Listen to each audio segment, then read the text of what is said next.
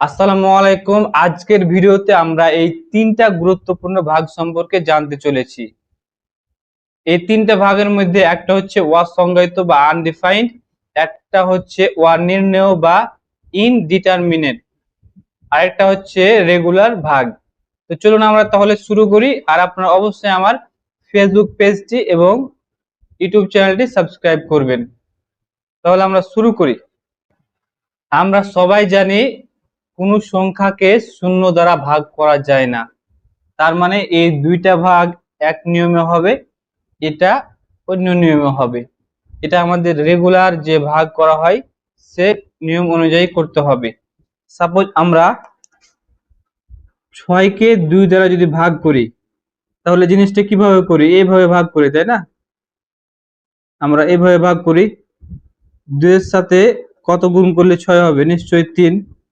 তাহলে 3 দুগুণা 6 হয়ে যায়, বিয়োগ করলে 0। অর্থাৎ আমরা এটা উত্তর পেলাম 3। ওকে।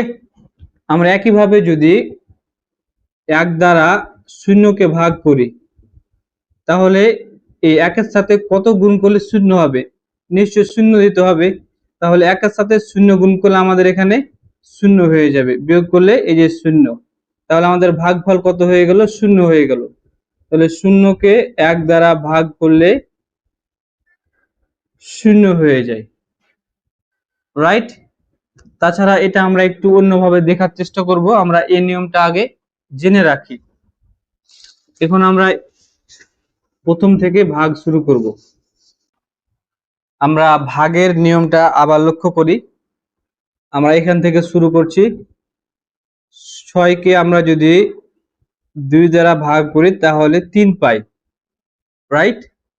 আমরা 6 কিভাবে পাচ্ছি? নিশ্চয়ই 2 এর সাথে 3 গুণ করলে আমরা 6 পাচ্ছি, রাইট?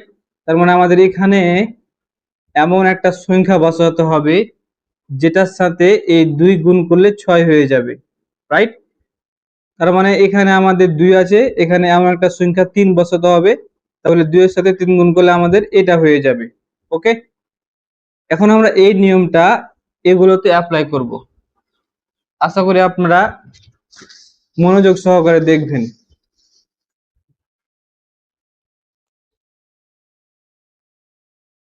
আমি এটা এখানে লিখে নিচ্ছি, এটাও লিখে নিচ্ছি,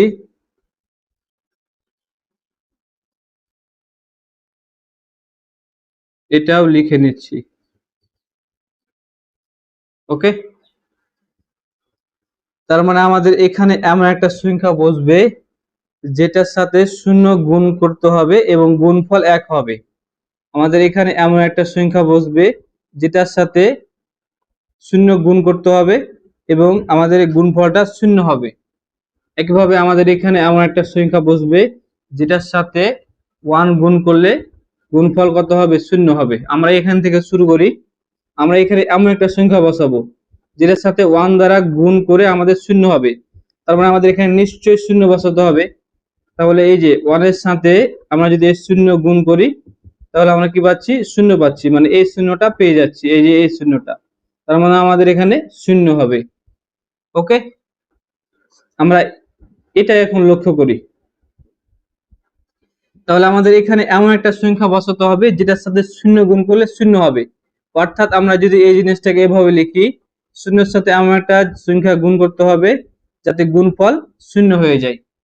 ওকে। এখানে যদি আমরা 1 বসাই, 1 এর সাথে 0 গুণ করলে তাও 0 হয়ে যাচ্ছে। আমরা যদি এখানে 2 বসাই, 0 এর সাথে 2 গুণ করে তাও 0 হয়ে যাচ্ছে। আমরা যদি এখানে 3 বসাই, 0 এর সাথে 3 গুণ করলে তাও 0 হচ্ছে। তার মানে এখানে আমরা বিভিন্ন সংখ্যা বসিয়ে আমাদের ফলাফল বা গুণফলটা 0 করতে পারি।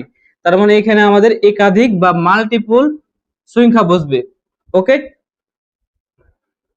যেহেতু আমরা এটার ক্ষেত্রে একাধিক উত্তর পাচ্ছি, একটা নির্দিষ্ট উত্তর পাই না, তার জন্য এটাকে বলা হয় অনির্ণেয় বা ইনডিটারমিনেট ফর্ম। ওকে। সো 0/0 এটা কি? 0/0 হচ্ছে অনির্ণেয় ফর্ম। এটার একাধিক উত্তর হবে,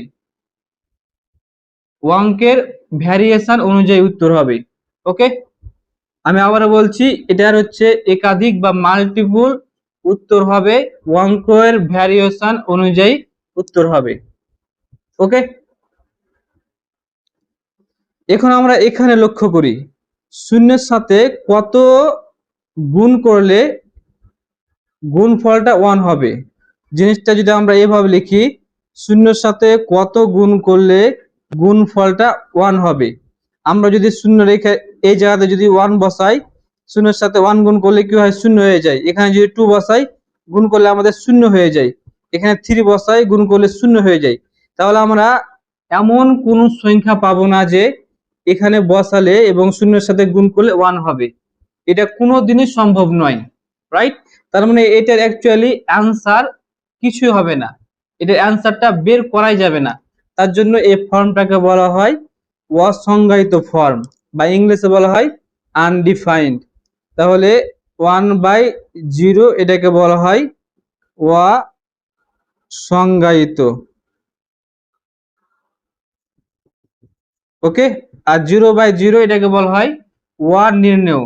অনির্ণেয় আরো অনেক আকৃতি আছে, কমন যেগুলো ব্যবহার হয় সেগুলো আমি আপনাদেরকে এখন দেখিয়ে দিব। আর এগুলো আপনারা ক্যালকুলাস 1 বইতে পেয়ে যাবেন। অনির্ণেয় ফর্মগুলো আপনাদেরকে এখন দেখিয়ে দিচ্ছি। কমন 7টা ব্যবহৃত হয়, এটা একটা, ইনফিনিটি বাই ইনফিনিটি এটা আরেকটা, এটা, এর সবগুলো কিন্তু অনির্ণেয় বা indeterminate form. Infinity minus infinity, ইনফিনিটির পাওয়ার 0, 1 এর উপর পাওয়ার ইনফিনিটি। ওকে, এই 7টা বেশি ব্যবহার করা হয়। আর অসংজ্ঞায়িত এটা বেশি ব্যবহার করা হয়। অনেক সময় 0/0 কে অসংজ্ঞায়িত ধরা হয়। যাই হোক, এখন আমরা কয়েকটা উদাহরণ দেখে নেব যে অনির্ণেয় একাধিক উত্তর হয় কিভাবে। আর এগুলো মোস্টলি লিমিটের ক্ষেত্রে ব্যবহৃত করা হয়।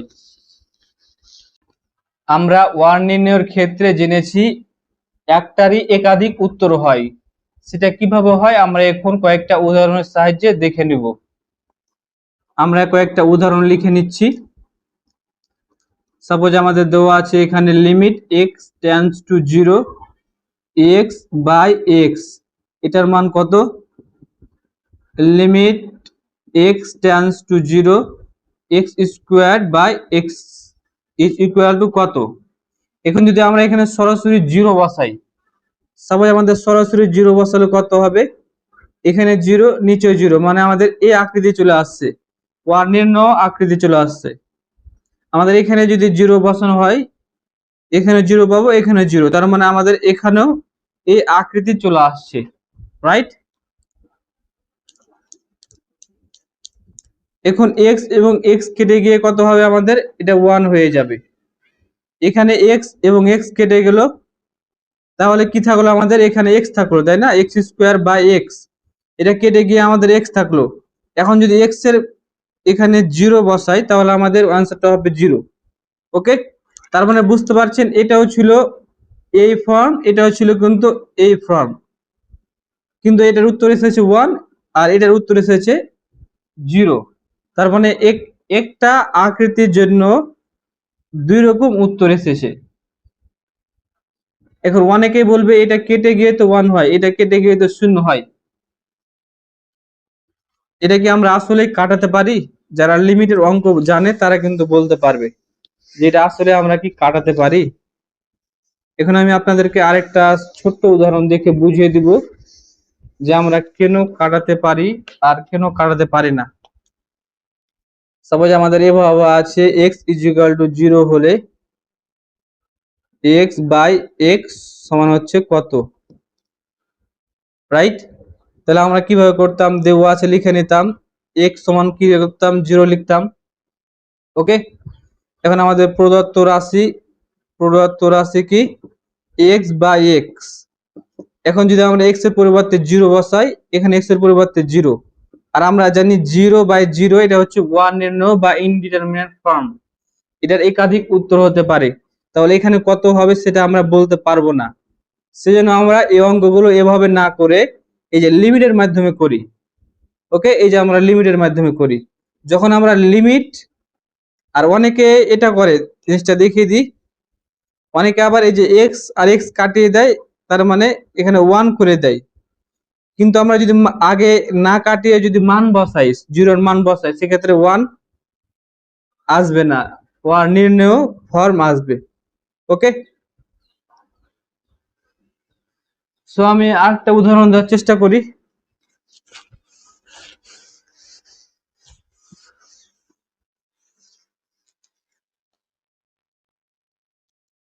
x সমান 0 হলে এক্স স্কোয়ার বাই এক্স এর মান কত?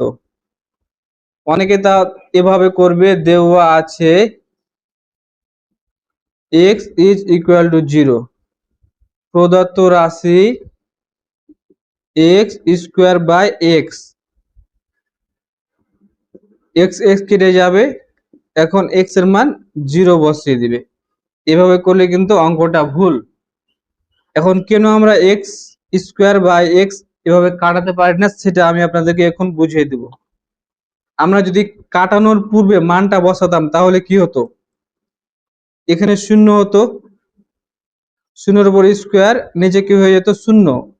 আমরা কাটানোর পূর্বে যদি মানটা বসাতাম তাহলে এভাবে হতো। এখন 0-এর উপর স্কোয়ার দিলে 0 হয়ে যায়, নিচে 0 হয়ে যায়। তার মানে এটা আমাদের অনির্ণয় বা ইনডিটারমিনেট ফর্ম চলে আসছে, রাইট? সেজন্য আমরা এই অঙ্কগুলো এভাবে না করে এই লিমিটের সাহায্য করি। আর আমরা লিমিট বসানোর মাধ্যমে কিন্তু এভাবে কাটাতে পারবো, লিমিট বসালেই কাটাতে পারবো। এখন x টেন্ডস টু 0, এটার মানে কি? এটার মানে কিন্তু x সমান আমরা 0 বসাচ্ছি না, আমরা বসাচ্ছি 0-র খুব কাছাকাছি মান। ওকে, 0-র খুব কাছাকাছি মান, যেমন 0.00000001, এরকম কাছাকাছি আমরা মান বসাই, রাইট? এখানে যদি আমরা 0.001 বসাই, এখানে আমরা যদি 0.001 বসাই, তখন আমরা কিন্তু কাটাতে পারবো। কিন্তু আমরা যদি 0 বসাই তাহলে আমাদের কি আসবে, এই যে 0/0 নির্ণয় আকৃতি চলে আসবে। আশা করি যারা এগুলো আগে শিখেছেন লিমিটের অঙ্ক, তারা বিষয়গুলো বুঝতে পারবেন। সো এত প্যাচাল না পেরে আশা করি আপনারা বেসিক জিনিসটা বুঝতে পেরেছেন, যে 0/0 নির্ণয় আকৃতি, 1/0 এটা হচ্ছে অসংজ্ঞায়িত, আর 0/1 এটা হচ্ছে উত্তর 0। আশা করি ভিডিওটি ভালো লেগেছে, আপনারা অবশ্যই চ্যানেলে সাবস্ক্রাইব করবেন। আল্লাহ হাফিজ।